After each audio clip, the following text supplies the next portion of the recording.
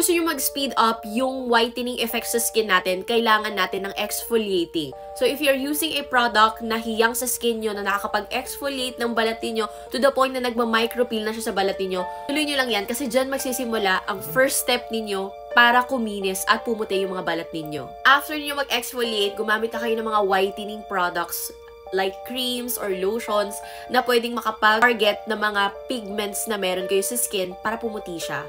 Lastly, i-moisturize niyo yung skin niyo gamit din ang produkto na dapat legit at totoo yung mga claims. So, kung hinahanap niyo yung tatlong product na yon, usapang face care at skin care, dapat sa sabon niyo pa lang, epektibo na. Retinol Oatmeal Bleaching Soap at Kojic Oatmeal Soap. So, ang ginagawa natin dito para makapag-exfoliate ng balat, kailangan muna natin magsabon ng powerful. Retinol siya, meron din siyang salicylic acid. Lahat ng exfoliating agent nandito na, pati whitening. Bad mo siya ng 15 to 20 minutes. Itin mo na tong Kojic, pampaglass skin, pampasmooth. Karating na to sa ibang bansa. Dinudumog to international. Huwag nyo kalimutang mag-moisturizer gamit itong Prettygen Whitening Lotion.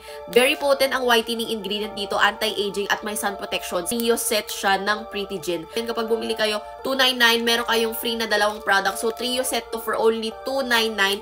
I-grab nyo na ngayong March lang to.